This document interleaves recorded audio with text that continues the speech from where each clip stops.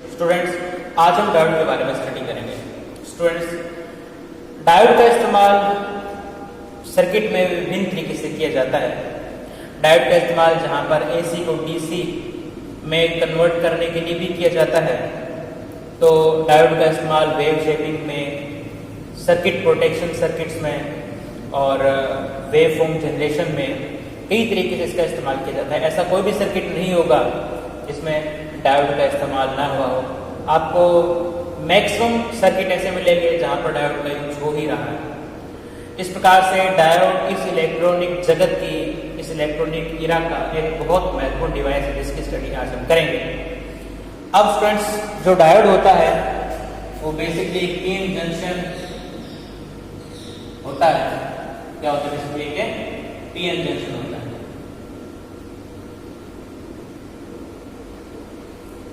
अब इस PN junction की खास बात होती है कि ये केवल एक डायरेक्शन में करंट को फ्लो होने देता है और उसके अपोजिट डायरेक्शन में करंट को फ्लो नहीं होने देता, करंट को रोक लेता है।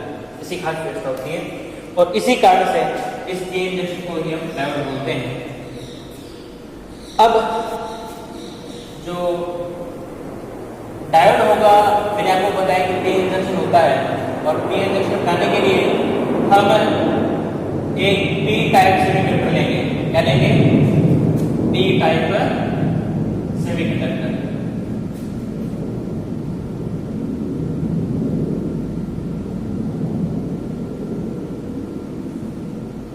आपको पता है कि जो पी टाइप सेमीकंडक्टर होता है उसमें थर्ड ग्रुप के जो एलिमेंट्स होते हैं, राइट, जैसे कौन कौन से? बोरोन, एल्यूमिनियम, गैलियम, इंडियम और थेरियम। इस तरीके के एलिमेंट्स का डोपिंग किया जाता है और इस कारण से पी टाइप सेमीकंडक्टर में मेजॉरिटी चार्ज कैरियर्स होल होते हैं। क्या होते हैं? मेजॉरिटी चार्ज कैरियर्स होल्स होते हैं। अब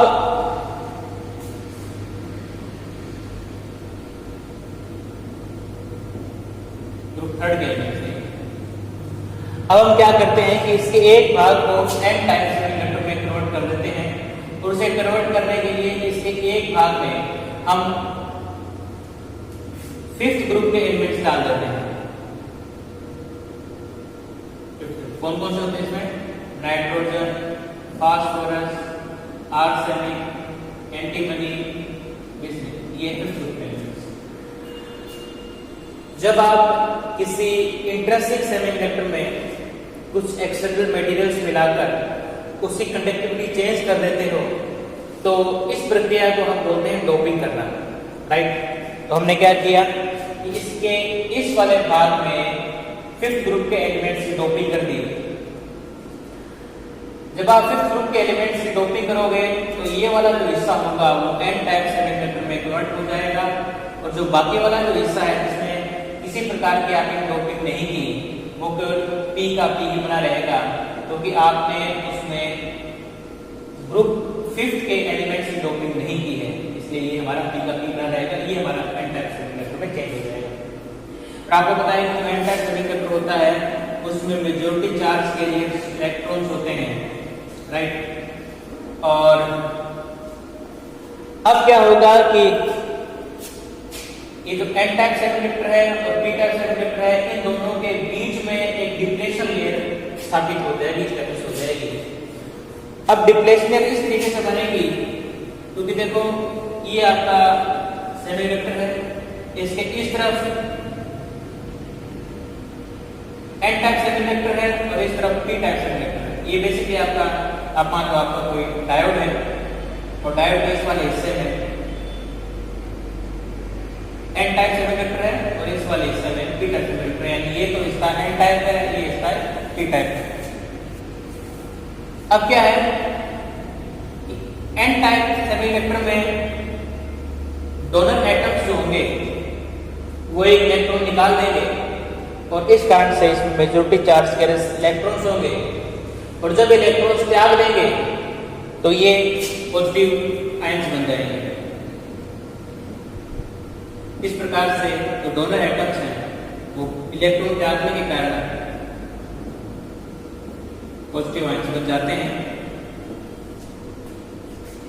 और इसके इस तरफ पी टाइप सेमीकंडक्टर है और पी टाइप सेमीकंडक्टर में जो एक्सेप्टर एटम्स हैं वो एक वैकेंसी क्रिएट कर देंगे और वो जो वैकेंसी होगी एक पॉजिटिव आयंस की तरफ बिहेव करेंगे। किस तरीके से पॉजिटिव आयन इलेक्ट्रिक फील्ड की डायरेक्शन में मूव करते हैं, ठीक इसी प्रकार से ये होल्स भी इलेक्ट्रिक फील्ड की डायरेक्शन में मूव करेंगे। इनकी जो प्रॉपर्टी होगी वो पॉजिटिव आयन से मिलती जुलती होगी, इसलिए इनको हम होल बोलते हैं और होल्स को हम as a positive ion treat करते हैं।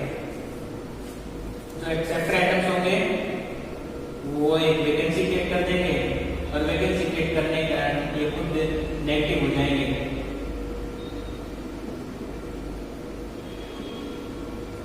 मान लेते हैं आपने इक्वल डोपिंग की है, इसलिए दोनों तरफ इलेक्ट्रॉन्स और होल की संख्या इक्वल है। इस तरफ भी 6 इलेक्ट्रॉन्स हैं, इस तरफ भी 6 होल्स हैं। अब क्या होगा कि इलेक्ट्रॉन जो है इस तरफ देखो तो इलेक्ट्रॉन की कंसंट्रेशन ज्यादा है, इस तरफ होल की कंसंट्रेशन ज्यादा है। अब इलेक्ट्रॉन लो कंसंट्रेशन वाले रीजन में यानी इस तरफ मूव करेंगे और होल लो कंसंट्रेशन वाले रीजन में इस तरफ मूव करेंगे। आपको पता है कि इसमें इलेक्ट्रॉन का कंसंट्रेशन ज्यादा है लेकिन होल का कंसंट्रेशन नहीं है।